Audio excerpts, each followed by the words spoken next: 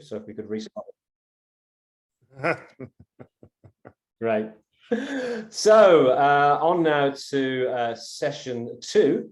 We've talked about how exercise can reduce men's barriers to accessing mental health and social connection programs, and that's probably very true of things like soccer and footy and running and surfing and things that are generally dominated by men. But there are a couple of types of exercise where actually women are the main participants, which means it's actually often quite challenging and difficult for men to engage in those types of exercise. They include things like Zumba, things like dance, and yoga and Pilates. So this entire session is dedicated to 3 projects that are 3 men who are demonstrating that yes, real men do yoga.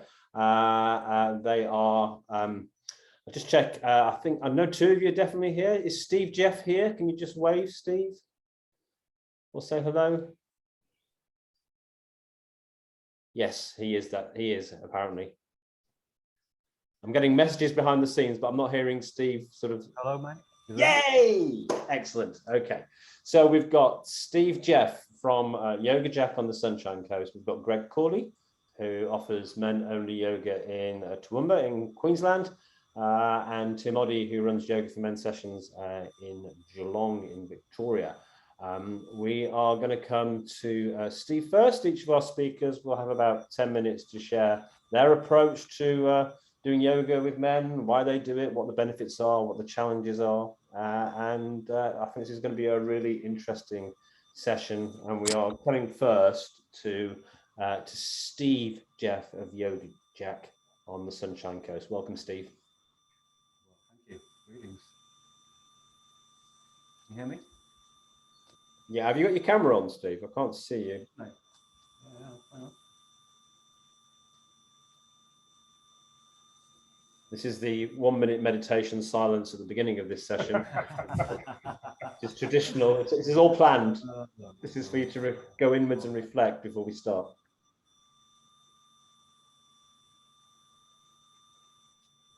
So, can I get some feedback from the tech team on what's happening here? Steve, can you see the start video button? What? Can you see the start video button on the bottom left-hand corner? Yeah, no, I've got it on start already. Yeah, and we might have video from you now.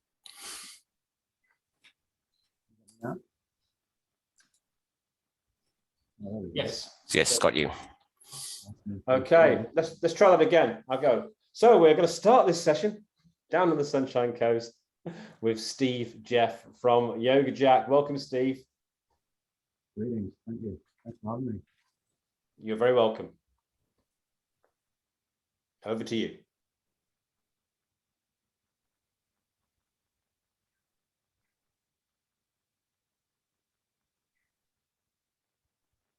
You there?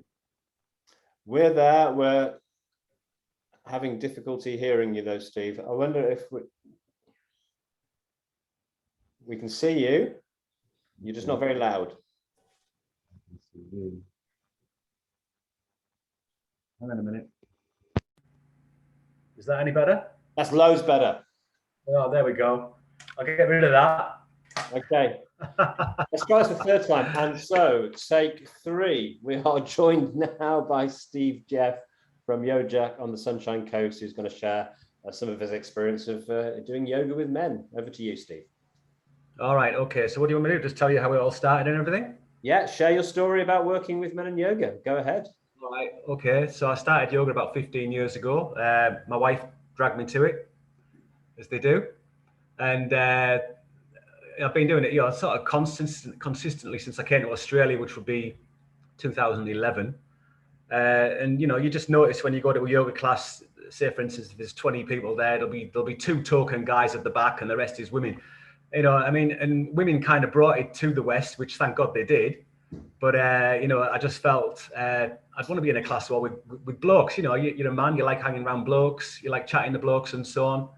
So I decided that was my kind of niche market, was men, you know, when I did my yoga teacher training, and set it up originally to be more physical, really. You know, I didn't really touch on any of the woo-woo, as it were, you know, no spirituality, nothing really. It was just the physical side. But I mean, if you've done a yoga class, you know yourself that you go from the physical and doing the breath work and the mindfulness, you get to that nice clear state at the end of the class, and you got good focus and so on. So a lot of the guys, even though they started with the physical, you know, they'd find out after a few classes that it was really helping them, you know, not everyone, but some of them, you know, calming them down, getting them focused and so on, stopping them getting road rage in the car. That was one of the comments I had early on.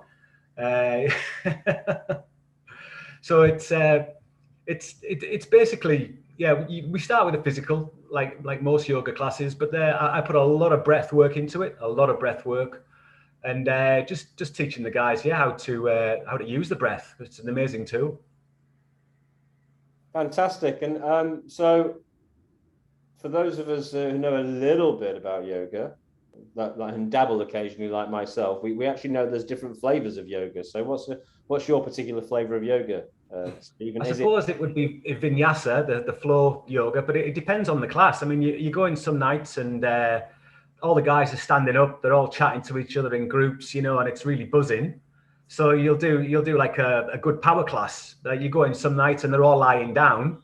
I'll do more of a restorative class, and that can be dependent on the weather. You know, that's a big factor. If it's raining outside, generally it'll be a restorative class or a yin class where you're holding the poses longer and we're getting more deeply involved with the breath. Just depends on the mood. So, you know, I like to sort of chop it and change it a bit. Yeah. And how did you go from sort of there being two blokes at the back of the class to actually, you know, doing men only yoga? What was that process like? Was it instantly a success? Was there people queuing? Take us through the journey. Yeah. You know, you'd be there some nights and you'd have one guy in front of you, and you know, and I know you shouldn't have an ego in yoga, but you know, you're talking to one guy and he's going, "It's only me." I'm going, "Yeah, mate, it's okay, it's all fine." But you know, you really want the full class to get for me to get the most out of it. So you know, I started on one or two. Some classes are more definitely busier than others. I do morning classes, which I really like the morning classes because we generally go for a coffee afterwards. So, and that I consider that the best part of the class because we all sit down and have a chat. You know, it's good to talk. You know, men need to talk.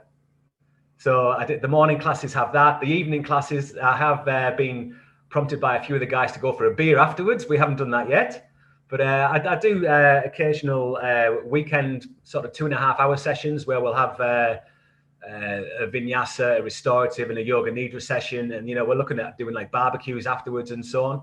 So it's just getting together with blokes, isn't it? I think, you know, men need to get together. And as I think you were saying earlier on that, you know, it's important. It's important. Yeah. So is there anything you've had to do? I mean, like, you know, often a traditional way of thinking about yoga in the West is it's something which happens in community centers at 10 o'clock in the morning or 2 in the afternoon. And we know more just generally from men's health projects, one of the things that makes them work is if you go and do them in a pub or a workplace, or you make sure that they're available, you know, after work or on a Saturday. There's sort of, and what kind of tweaks have you had to make to make it work for men? Well, just basically thinking when I would like to do a class, I could do a class, and it would be the morning classes are generally 9:30, and predominantly that would be it's blokes who are retired or do they do shift work, you know, or do they doing the FIFO? That would be the morning class. The evening classes I run, there's 2 times. There's a 6:30 one, and I do a 7 o'clock one as well. So that works for most guys. Right. So having it outside of normal working hours is something which works. Yeah, definitely. Yeah. You couldn't do it at 3 in the afternoon. No one would turn up. Right. And have you got any sort of individual success stories, like big transformations that you want to share? Big transformations. What small transformations? Just change. Well, the small ones are my favorite. You know, you get guys coming along who say, I've never slept so well as I do after I've been to the yoga class. I just fall straight asleep. I'm not thinking about what happened. You know, but the mind's an amazing thing. You know, it's thinking about the past, it's thinking about the future, it's making little lists. But after a yoga class, you're just so focused on the present, and your mind's clear. So that's the main thing. The main thing will be the mindfulness. People finishing the class, and just being focused. At the physical side, I got some guys. One guy in particular is in his 50s. He still plays touch rugby, and he said since he started the yoga about a year ago, he's not had any injuries. Touch wood. So that's good. I tell people it's a good complement for your life. Yeah. If you're doing sport, if you do sports, good complement for that. It's a good stretch afterwards or before sports. What else? Yeah, the mindfulness side, very good for your work and so on. If you to get you focused, or if you're having any issues with having your personal life, it's good for that. Yeah. Yeah, it's just a good all-round practice. And it's trying to get that message across, because trying to get blokes into the door in the first place is the hardest part. Yeah. And how valuable is it then having that sort of men-only space in terms of breaking that barrier down? I think it's very valuable. Because I guess you're still, even though it's men-only, and you're not supposed to have ego in yoga, there's definitely going to be blokes in there who are better than you, right? Is that right? I just dispel that straight away, because you'll get a guy who looks fit in his 30s. He can't do half the guy who's 50-year-old is doing. The 50-year-old guy is doing. So it's always it's your yoga. That's what I said to him. It's your yoga. You do what you can, and it makes it interesting in the classes, because having people from the age of like 30 up to 75. I've got one guy. You've got to start off with the physical. When you've got to start off at the lower level and go, okay, if you can do that, great. If you can do this, great. If you can do this, great. So you've got to sort of cater for everyone in the class, which is it makes it interesting, the teaching.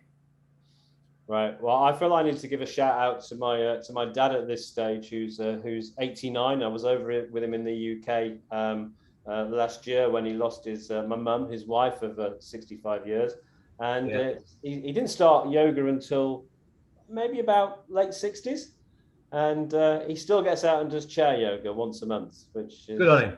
Yeah. So that definitely makes a difference. I get comments from guys saying, "Oh, I can't do yoga," and I say, "Well, you can't do weightlifting until you've gone to the gym to learn how to do weightlifting. So you've got to do it." Yeah. They all say I'm as stiff as a board. Said, well, of course you are. You don't do yoga. That's what you're coming for. Right. Great. So any last thoughts you want to share for now? We'll come back with a Q&A later, but any last sort of thoughts about your yoga practice? No, all good, mate. Wonderful. Well, thanks for joining us, Steve. Stick around. We'll come back to you when we've heard from Greg and Tim as well. So we're going to move now, still staying in Queensland, but going a bit rural now, over to Toowoomba to meet Greg Corley, who also offers men-only yoga. Welcome, Greg. Thank you. Thank you for having me. Can you hear me okay? I can hear you. Cool. We're not seeing you on the main screen yet. Again, tech team, if you can help me here. Keep speaking, Greg. Okay. You're there. Great. So my story started back in 2010 during the global financial crisis. I owned a manufacturing business in New Zealand, employed 30 odd staff, and we were in a lot of trouble financially, and my marriage was going through a breakup at that time, and I believe, probably months from a complete breakdown, or worse. And to be honest, there were suicidal thoughts at that stage.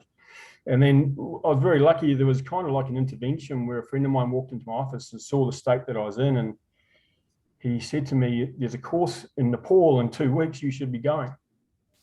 And there was personal development, but there was some personal coaching involved. And anyway, it's a long story, but I ended up going on this course, and every morning, unbeknownst to me, we did yoga.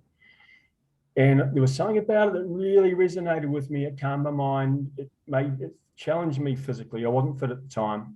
It really challenged me. And there were a whole lot of other things went on in that course. But when I went back home, I just resolved to keep doing yoga for as much as I could. So I went to Bikram yoga, which is a hot yoga, 3 times a week for 3 years. And that was the thing that kept me on an even keel. So while it didn't get rid of my problems, because there were a lot of them, it gave me the fuel to get go the next day. And what I used to find that I'd get to about 2 or 3 o'clock in the afternoon, I'd be craving to get into that yoga class to get my mind quiet. because I was just living in soot, you know, and acid the whole time. So anyway, long story, I resolved, the marriage broke up, the business, I sold the business a few years later, and then I didn't know what I was going to do with my life. So I went on a bit of a journey looking at different things, and the one thing that came up on my radar was becoming a yoga teacher, and specifically for men. And it was my partner at the time who suggested that I'd be a good yoga teacher for blokes. And of course, I couldn't imagine that at all. My persona was of a business guy, and you know, my ego was too big, all that stuff. Anyway, so it took a bit of time, and I trained as a yoga teacher in 2016 and started teaching here in 2017. I started in a room in the house with two blokes, two friends, just practicing, and then I bit the bullet and took a big gulp and hired a hall, and next thing you know, I had 10 guys in my class, and I've been growing it slowly since then, to the point now where there's a lot of momentum. It's going really well, as is Steve's. Steve and I know each other. You know, I'm getting between 80 and 100 guys a week through my class here in Toowoomba, which, you know, I still pinch myself. So there's clearly demand. There's clearly the need for what yoga provides guys, both in a physical and mental sense. Guys definitely come for the physical. There's no question about that, but they stay for the mental. And that's exactly the thing for me. It was the mental clarity and quietness that I could get from a class each day, that kept me going back. Sometimes I didn't want to go, but I just knew that it was like my medicine. I had to go.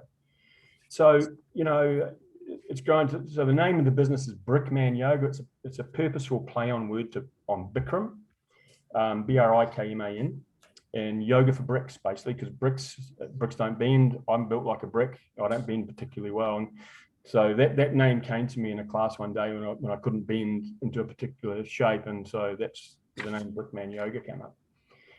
So I've been operating in Toowoomba, still going really well. Plans are to take this thing down to Brisbane and maybe the Gold Coast within the next 2 years, and who knows where next. We, from a social perspective, you know, like one of the great things and unexpected things of this was the community that's been created. So 80 odd guys who are getting to know each other really well, because a lot of them are long-termers now. And we get together maybe once every 6 weeks. So we have a drink down the pub called Yogi Beers. We go down on a Saturday afternoon, have a few beers and a chat, and just get to know the guys that sit next to you on the mat. Because when you go into a yoga class, sometimes you don't talk to anybody. That's in a traditional class. You know, often in my classes, the guys know each other. They're walking together, have a yak, and same thing afterwards. One of the other great unexpected things for me has been the way that people will open up to me. I can count on a couple of hands the number of times someone's walked up to me after a class in an emotional state, wanting to have a word. Now, because of the way that they become quiet in a yoga class, it just brings stuff up. It enables you to connect with yourself, and you start dredging. Not always, but you can dredge stuff up and it comes to the surface. And these guys have been in the class, and whatever it is that's been going on in their life has just risen to the surface, and they've come to talk to me. And as a result, we've gone and had good, you know, cups of coffee, become great friends, and you know, and that's been a marvelous offshoot of what we've done. You know, and you know, my life's not perfect. I have issues myself, and the yoga is a fallback for me. And also those guys that I've got to know who I've supported and now at times will support me, which is just so cool. So you know, I'm doing other things, like I'm working for Mates, which is PTSD military-based type charity. I think it's a charity, doing a class each week for those guys, and it's very, very, very satisfying. It's been quite amazing, to be honest with you. Yeah, what else? Oh, Billy said something. He said that, you know, when there's a lot of guys walking, but only a few of them will have anything going on. I don't want to correct you, Billy, but everybody's got something going on. And it just depends on the level. And whatever it is that we all do I think helps us all cope with that thing that's going on. Might be one, might be many. So Also, the other thing I did to help support what I do is I wrote a book last year. It's called backwards. Real Men Do Downward Dog. Basically talks about my story, how I became a teacher, why guys should get into yoga. Has some case studies and a bit of history of yoga, which incidentally, interestingly enough, most people don't know that yoga was originally invented for guys. It was the path to enlightenment. Women weren't involved. Women only really became involved once it came to the West.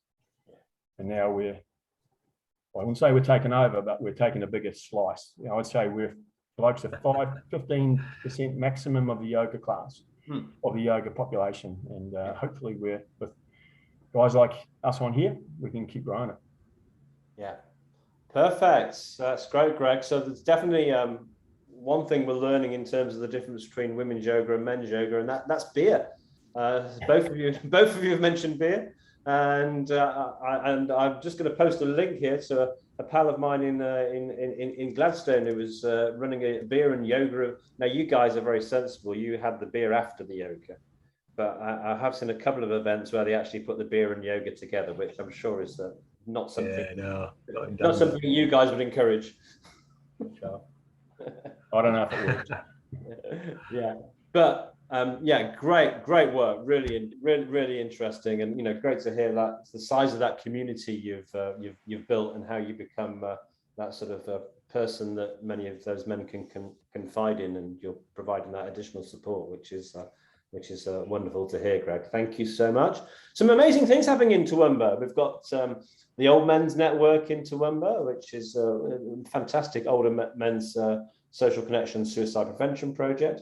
And Lucky Samuel, the Man That Can project, he'll be joining us tomorrow. So look out for that. If you've not heard of Lucky, he's from Toowoomba too.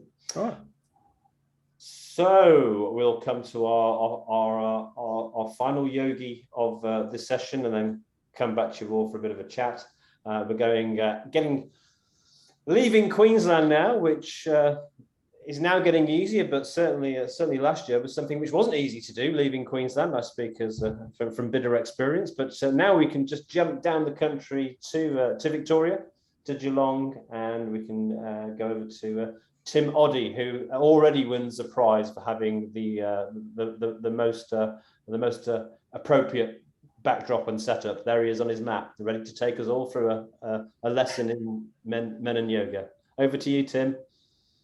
Hey, thanks. Yeah, look, I'm really excited and just really honoured to be part of this this forum. Thank you, Glenn, for having me on, inviting me to be on. I won't do it on my head, as we joked about previously.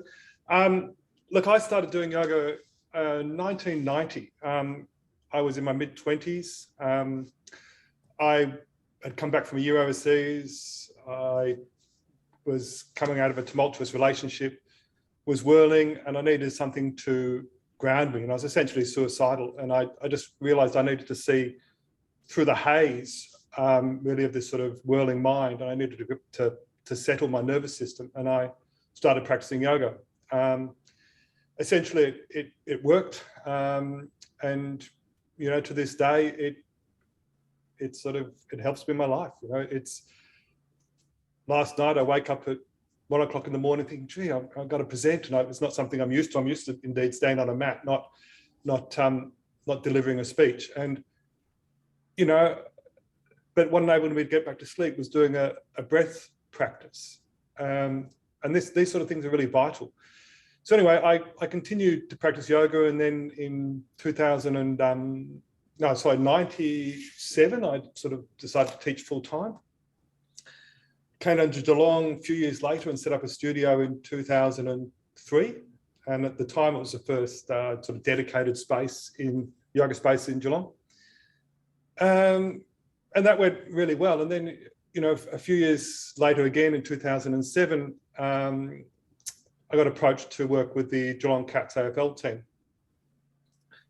And so they started coming in weekly and doing a session. And I don't know how much some of you know a lot about AFL and some not so much, but they're seriously fit, resilient, fearless competitors. It's a really tough industry. And, that went on to be, like a 12-year relationship with that club. And if you know a little bit about footy, you'll know that it was 12 very successful years for Geelong. Won 3 premierships in that time. And I think, it's not, I'm not claiming, yoga was the key to it all, but it was certainly part of the equation. And at the time, clubs were, AFL clubs were evolving, and it was no longer just, you had to be harder at the ball than anybody else, etc. It was becoming much more team orientated. It was becoming much more about being able to deliver under pressure. And I think yoga really enabled the players to do that. And that's essentially what it is. It's training the mind. It's a physical practice, yes. Well, there's some yogas that have nothing to do with your physicality. But what we like studying scriptures or only involved in meditation or only involved in sort of devout service to the community. But the yoga that we all tend to talk about is essentially hatha yoga, which is a physical practice. But it's about mindfulness movement, not just movement for its own sake. I mean, I fully agree with much of what the other presenters have put forward, and that exercise is crucial. And that in exercise you will, of course, it gets your endorphins running and stuff, and it betters your mental and emotional state. But in most exercise, those qualities are sort of, they're not so explicit. They're more implicit. It's a sort of whereas in yoga, that mental aspect is more implicit. It's quite, we're quite directed in that it's a physical practice, but to condition your mind. And so I'm just sort of finding my way here. So yeah, for 12 seasons, I stayed with the Cats, and that I guess was a big part of me then being able to launch a men's only class, because it's tried to, using that to break down that stigma of that yoga was only for women, or for sort of flaky men. The idea that someone like Joel Selwood, the captain of Geelong, often voted the most courageous player, things like that, was a foundation of his career was doing yoga once a week, was sort of, that enabled me, as I say, to attract men to come and do yoga. But it wasn't young guys. It was mostly, middle-aged guys, and guys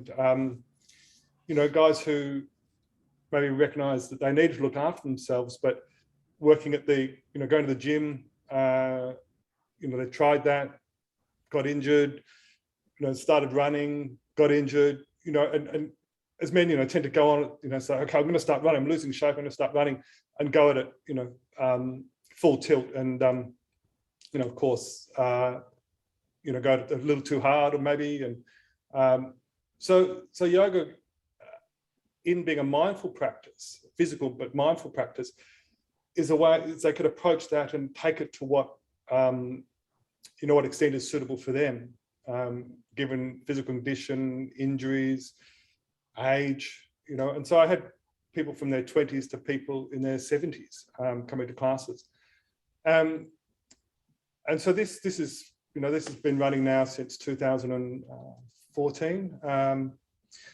And then last year, the City of Greater Geelong was announcing or made available some grant money to programs that were involved sort of community connection and health. And so I approached a group called Right Mate here in Geelong, who do a lot of work in sort of men's mental health space, headed up by a guy called Chris Lightus and Luke Outerbridge. And they generously gave their time. It's a volunteer organisation. They gave their time, and we put in a grant, which was successful. And it wasn't a lot of money, but it's enabled us to stage a sort of program of introductory yoga for men, a 4-week program that we can run 3 times round, 10 guys in each program, just once a week. And tonight we have our 3rd night of the first round of that course. It's full. We had a waiting list, and so there's obviously a need. And the guys that came the first week, came back the second week, which was great, and hopefully most of them will come back tonight. And again, mostly middle-aged and older guys who want to look after themselves, and yoga provides a really, look after themselves mentally, physically, but mentally and physically, and yoga providing that great opportunity. And this part of this also is collecting data, is collecting, we're given an entry survey, and we will give the guys an exit survey as well, just to clarify the benefits to the fellas. And this builds on a 2 years ago, one of my students did his thesis in clinical psychology on men and yoga. So he interviewed a number of guys coming to my men's yoga class, and also a few other men from other yoga studios. And his paper was produced, was released early last year, and indeed supported our sort of, I guess, instinctual understandings that yoga was really beneficial to men, but yet there was impediments to them practicing, preconceptions about why it wasn't suitable for them, etc. So through this program, we'll continue to create research. Deakin University is interested in what we're doing and want to run a subsequent program. They couldn't be involved in this one because they couldn't get their ethics done in time, but in a subsequent program, we will try and collect some more, conduct a much bigger scale research project. And if we can get, and this is a real long held desire of mine, if we can get credible data, research data that we can then take to organizations, then I think we can really shift people's perception of yoga and get it really into the mainstream. And I'm talking like emergency services, like it could offer so much to, fireys and ambulance, and a physical practice that helps with stress and trauma, which is yoga is proven to be very effective in these environments. And that could be a game changer. That could really, as I think yesterday when Jackie McDonald spoke, and she said the biggest preventer or the biggest indicator of resilience for men during the pandemic and in relation to mental health and suicide was what she termed, I think, environmental mastery, being able to control your environment. And yoga, that's what yoga is. It's about being able to go into your intimate environment and have some control over that. And the basic yoga means union. Like the word yoga means union. So it means joining mind to body, disparate parts of yourself into, so you feel whole. And if that's the case, then also you're more able to be joined and connected to all that's around you. And so, if you can do that, then it's going to make, men so much more resilient and more content and more able to deal with life's pressures. And I agree. I just wanted to touch on previous speaker was saying, that yoga used to be practiced only by men, and the original, the oldest story we have of yoga goes back to a soldier on a battlefield having a discussion about the meanings of life and being able to keep an even keel amidst the trauma of battle. And that's basically, it's a parable for life and the difficulties of life and being able to stay steady even in the pressures of life. Great. Thank you, Tim. Really inspiring, and thanks for bringing those aspects of research and study that you're also adding to your practice.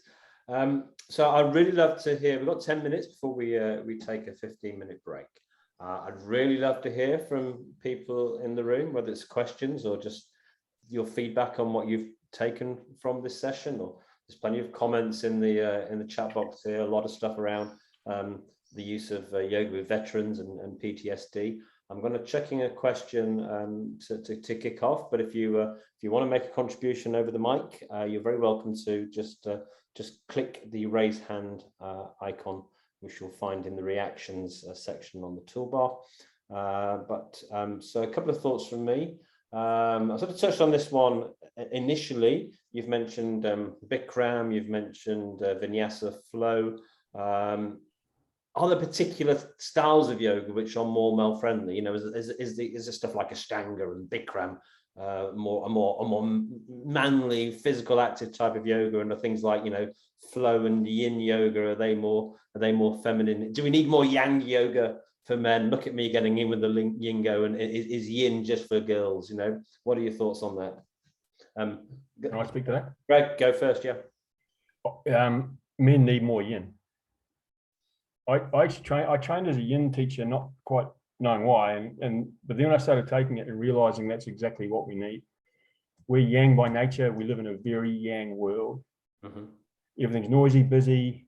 Exercise is all about building power, sweating, grunting, etc. We need to bring some yin to our life. We are all out of balance. We're totally down the yang side and need to bring it a little bit back, even just a little bit, with a bit of yin. So in my opinion, yin is very important. Great, thanks, Greg. And Steve, you said actually you even though you're sort of vinyasa based, you kind of mix it up in terms of what you think your class needs on a particular day. But just more broadly, do you think there's a particular approaches to yoga, styles of yoga, which are more male friendly? I think as long as they're doing yoga, I don't really mind. As long as they're doing some type of yoga. No, fair enough. Got it. It's all yoga. Tim? Yeah, that's it, exactly. Yeah. Tim? I would certainly agree with Greg's idea that I think we need to do a lot more. Well, he terms yin, I guess I would just term restorative practices, you know, long held poses where, you know, opening your chest lying over a bolster for a long period, things like that. But I think also the physical, like a more active dynamic practice is also useful. I teach what's called Iyengar yoga. It's a very specific form of yoga, which we all have our biases, I guess. And I would say it's very useful for men because it's very particular about how you move, how you position your body. It's very structural. It sort of suits that aspect of men's mentality. It also uses props so that you know, poses that might be inaccessible to men if they're just doing a jumpings type practice, a fluid practice, are more accessible if you stop and you break the practice down and you look at the specifics of a pose and you use props to help support them where needed. Great, thank you for that. One more thought and then we'll come to James and Dean who've got their hands up. Thinking more broadly, how do you think we get more men into yoga? Is it men only classes? Is it more men like yourselves leading classes? Is it role models from sport doing it? What is it simply? Is it more yoga down the pub? What are your thoughts on that? Steve first. Getting more men into yoga. I've always found I do like a gift voucher for the classes, and generally it's the partner who buys the gift voucher for the guy. But I never see the guy turn up. They never show up because they've got to want to do it. They've got to want to do it. And it's just education, like you say. You know, you've got if you've got sports people doing it, you've got football teams, rugby teams doing it, and the more it gets seen, the more they'll think they'll have a crack at it. So it's a long process, isn't it? Yeah. Fab. Thanks, Steve. Greg, your thoughts on that? Yeah, I totally agree, guys. You can talk till you're blue in the face about you need to come to yoga, but they're not going to come till they're ready, which normally, from my experience, is a crisis. I break down, you know, the shoulder's not working, they're facing a safe-facing surgery or whatever, or a mental issue or whatever it is. From my perspective, my business has grown a lot by offering introduction to yoga courses. It's created a great funnel. Like I'm getting 20 in those courses at a time. That's just funneling them into my classes, and it just gives an opportunity to come to a class where they know everyone's in the same boat and they're all beginners, and they don't feel awkward, and all shapes, sizes, ages, etc. Wonderful, and thank you, Greg. Tim, thoughts on that? Yeah, I think men's only classes are incredibly valuable and indeed offered as a beginner's option, a beginner's course. The survey was just our entry survey to the guys that are doing our current course, for instance.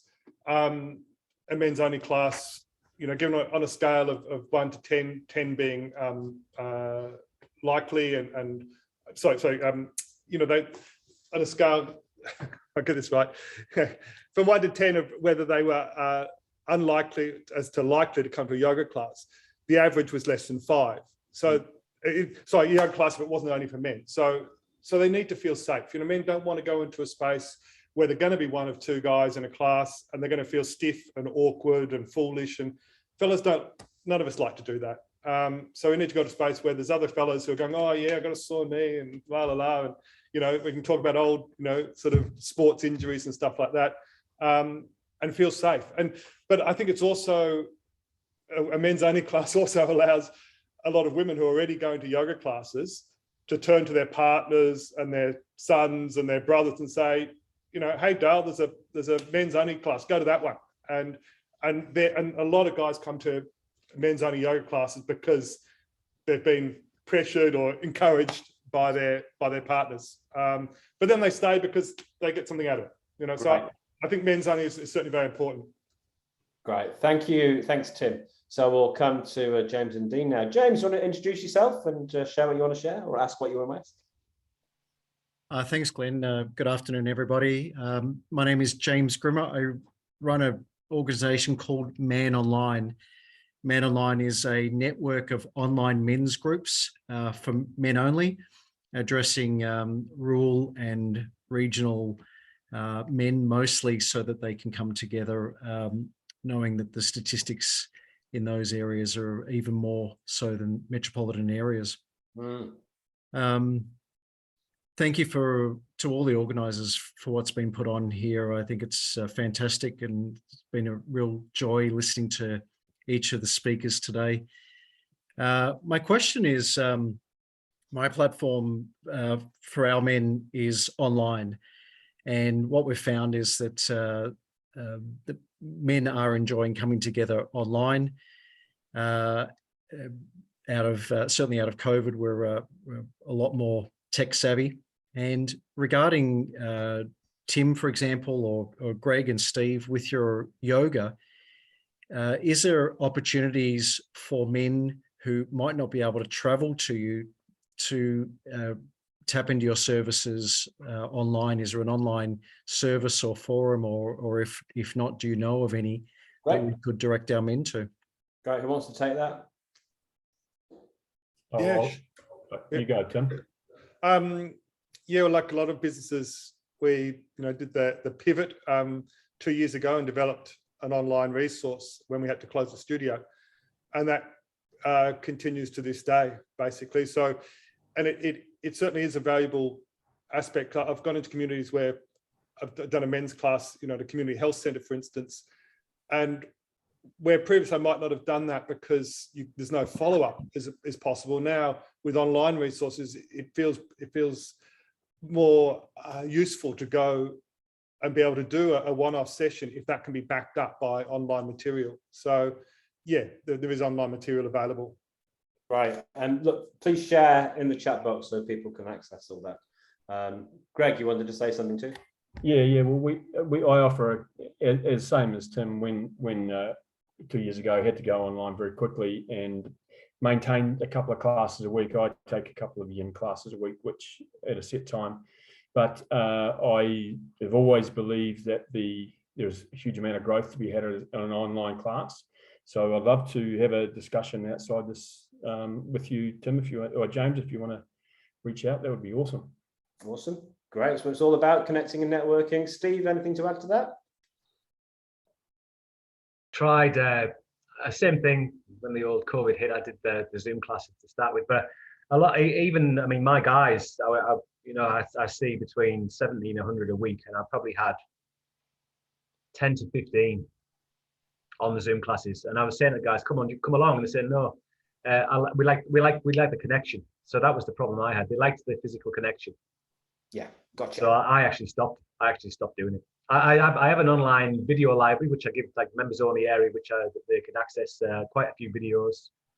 I do all these 20-minute videos. It's just called 20 minutes is all it takes, and I offer that to them. But yeah, I don't do the videos anymore. I don't do the online. I probably should if I have the time.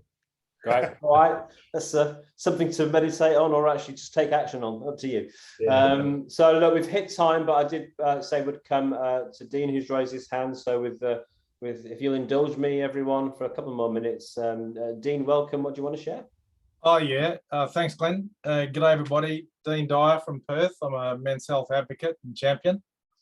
I first of all, want to thank and acknowledge the three yoga men that gave presentations. You guys are legends, and I really enjoyed hearing from you. I'm really heartened to hear of the work that you've been doing for some of you many years, Tim. So, you know, honourings and blessings to you three men. My question and query, and I appreciate you probably can't answer it in a long fashion because we've run out of time, but is men, especially young men, are very competitive. I know I was when I started doing yoga, and my competitiveness actually was contributing to me getting injuries at yoga because I was trying to push myself too hard because I was trying to keep up with all the other people in the room. So I just wonder how you're managing the male competition or the male competitive aspect of males when they show up in your classes.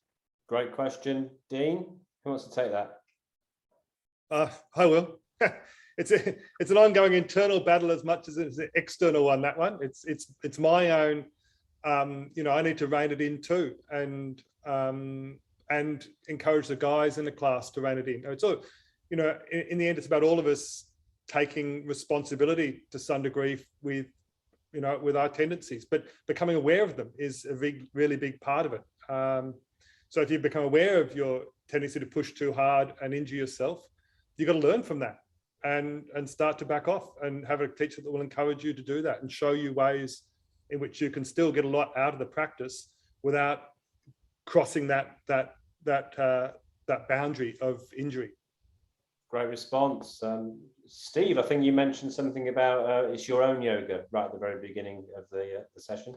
That would be the phrase that I throw around in every class, basically because, yeah, you know, you've got guys of different levels, flexibility and so on. So if one guy's doing a pose and he's doing it, you know, better than another guy, and the other guy's struggling, I'd say, well, it's your yoga. What can we do? You know, so I say I build it up with levels. It's always levels, and when you look around the class, and everyone's doing it slightly different. And I don't go and adjust people. If they need to do a pose in a certain way, I'm not going to go around and wrench them into another way because, you know, they might. If the average age is 45 years old, that's their shape, you know. So they've got to just learn how to open up themselves. So yeah, it's your yoga.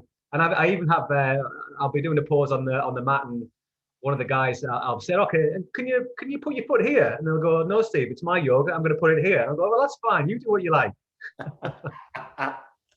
I'm going to take that to my next yoga class when I just say it's my yoga. Yeah. I do it my way. Definitely. Love it. Greg, your final thoughts for us on this? Always say to the guys, it's progress, not perfection. Yeah. But yoga is a long journey which you never get to the end of, and you know, try and get to the end because you're not going to get there. Got to let go your ego. A lot of ego for guys, particularly I'm the most competitive person you've ever met, and it's really hard even for me to let go too. So it's good that we up front also suffer from those problems as well, because we can relay what we're feeling as well. Yeah, great. Thanks. And I'll just correct you on one point there, Greg. You're not the most competitive person you've ever met. I am. So on that point, thanks, Dean, for the question. Thanks for three awesome guys proving that real men really do yoga, and you're doing an awesome job.